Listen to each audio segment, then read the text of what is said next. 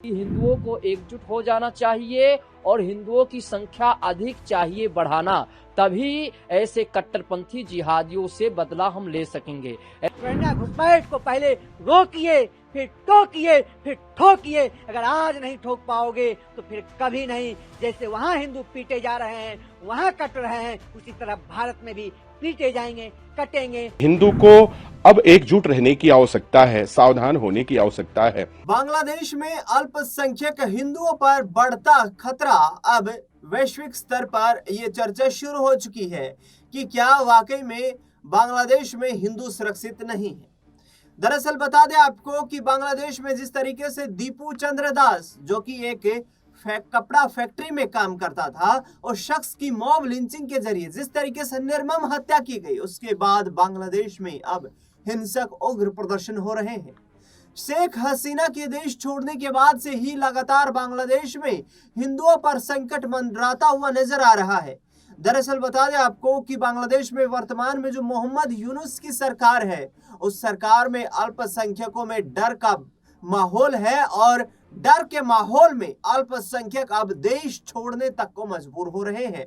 दूसरी ओर म्यांमार से आ रहे रोहिंग्या मुसलमानों को शरण देने का दावा भी बांग्लादेश की सरकार अपने देश में करती हुई नजर आ रही है। इस पर हिंदू साधु संतों का गुस्सा फूट गया है और उन्होंने सीधे तौर पर हिंदुओं को एकजुट होने का संदेश दे दिया है कि यदि हिंदू धर्म को बचाना है, सनातन को बचाना है, तो फिर हिंदुओं को एकजुट होना पड़ेगा। देखिए साधु संत किस तरीके से आग बबूला होकर बड़ी अपील करते हुए नजर आ रहे हैं। बाबा बागेश्वर धाम के पीठाधीश्वर धीरेन्द्र शास्त्री जी ने जो भी उन्होंने कहा है, बिल्कुल उन्होंने सत्य कहा है। इसका हम समर्थन करते हैं। क्यों? कट्टरपंथी जिहादियों की संख्या जहां अधिक है और हिंदुओं की संख्या कम है, वहां हिंदुओं से पूछो कितना अत्याचार कर रहे हैं। संस्कृति सनातन को भ्रष्ट करने में लगे रहते हैं, कहीं उनके त्योहारों पर भ्रष्ट करने में लगे रहते हैं। और अब मैं बताना चाहता हूं कि जो बांग्लादेश में एक दीपक दास को मार मार के और उसके बाद पेड़ों में लटका दिया गया, जिंदा जला दिया गया, ये भारत में छत्तीसगढ़ के चौराहे पर और बहुत जगह ऐसा हो सकता है।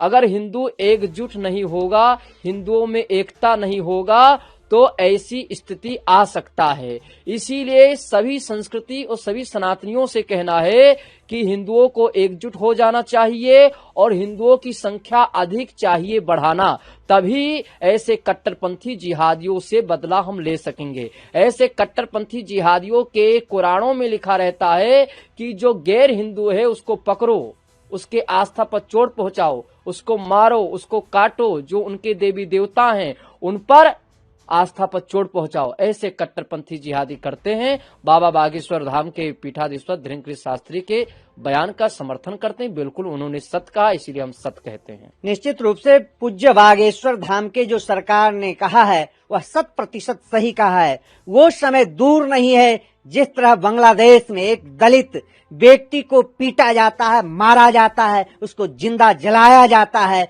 उसके घर परिवार को पीटा जा रहा है, और एक व्यक्ति के कारण, जोगिंदर मंडल के कारण, जिन्होंने जो है अपनी सत्ता और अपनी जो है पद प्रतिष्ठा पाने के लिए लाखों हिंदुओं को जो है प्राण जो है लेने का काम किया है। मैं पूछना चाहता हूं, देश में रहने वाले जय भीम बोलने वाले रावण वो कहाँ हैं? सेकुलरिज्म पाठ पढ़ने वाले वो लोग कहाँ हैं? क्यों नहीं बोल रहे हैं? निश्चित रूप से संपूर्ण जनमानस को संगठित होकर के और ऐसे देश में रहने वाले जयचंद मान सिंह जैसे गद्दारों से भी निपटना चाहिए। उन जिहादी कठमुल्ले आतंकवादियों से निपटने के लिए संपूर्ण जनमानस को संगठित हो जाना चाहिए, एकत्रित हो जाना चाहिए और ऐसे जिहादी कठमुल्लों का प्रतिकार करना चाहिए। देश ने किसी भी रोहिंग्या घुसपैठ को पहले रोकिए, फिर टोकिए, फिर ठोकिए। अगर आज नहीं ठोक पाओगे तो फिर कभी नहीं। जैसे वहाँ हिंदू पीटे जा रहे हैं, वहाँ कट रहे हैं, उसी तरह भारत में भी पीटे जाएंगे, कटेंगे और वो प्रताड़ित होंगे। निश्चित रूप से पूज्य बागेश्वर धाम जी के जो है वचनों से समर्थन करता हूँ, सहमत हूँ। संपूर्ण जनमानस को इन विचारधारा को अंगीकार करना चाहिए और किसी भी देश में अराजकता के खिलाफ आप संगठित होकर के, एकत्रित होकर के उसका प्रतिकार करिए, उसको ईंट का जवाब पत्थर से देने का काम करिए, नहीं तो फिर कटिएगा, कोई बचा नहीं सकता। निश्चित रूप से यह एक संकेत है, एक यह आगाह है, यह कि आगाज है कि अभी दुनिया ने देखा सोशल मीडिया प्लेटफॉर्म के माध्यम से कि अमानवीय कृत्य, इतना बड़ा अपराध जो इतिहास में कभी नहीं हुआ। और यह सबसे बड़ी बात केवल हिंदू के लिए नहीं है, यह मानवीय मूल्यों को देख करके अगर देखा जाए तो इंसानियत और मानवता की अगर हम बात करते हैं तो ये सब मिलकर के अगर देखा जाता है तो यही निकल करके आती है कि इतना बड़ा जघन्य अपराध शायद मानव समाज में ऐसा कभी नहीं हुआ है। और हम सभी मिलकर के उसका खंडन और भर्त्सना करते हैं, जो ऐसे कट्टरपंथी विचारधारा के ऐसे लोग जो मनुष्य होकर के भी मनुष्यत्व को अंगीकार नहीं कर रहे हैं। क्या कहा जा सकता है, यह कहीं ना कहीं यह संकेत करता है कि हिंदू को अब एकजुट रहने की आवश्यकता है, सावधान होने की आवश्यकता है। और जो आचार्य धीरेन्द्र शास्त्री जी ने कहा है, हम उनके विचारों का समर्थन करते हैं, क्योंकि हिंदुत्व केवल एक विषय नहीं है, हिंदू इंसानियत और मानवता को लेकर के चलने वाला एक वह ऐसा पक्ष है जो सदैव अगर हम इतिहास को उठाते हैं तो जिसने विश्व की मंगल की कामना की हो, जिसने सभी जीवधारियों पर अपना स्नेह और प्रेम लुटाया हो, वह हिंदुत्व है।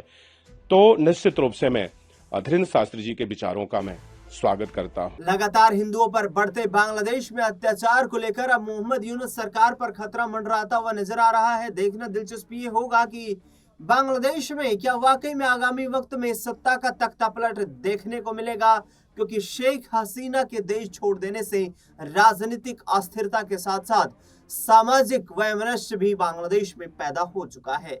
इस खास रिपोर्ट में फिलहाल इतना ही। बांग्लादेश में हो रही घटनाओं पर आपकी राय प्रतिक्रिया क्या है वो हमें कमेंट बॉक्स में जरूर बताएं और हमारे चैनल को सब्सक्राइब करना बिल्कुल भी ना भूलें।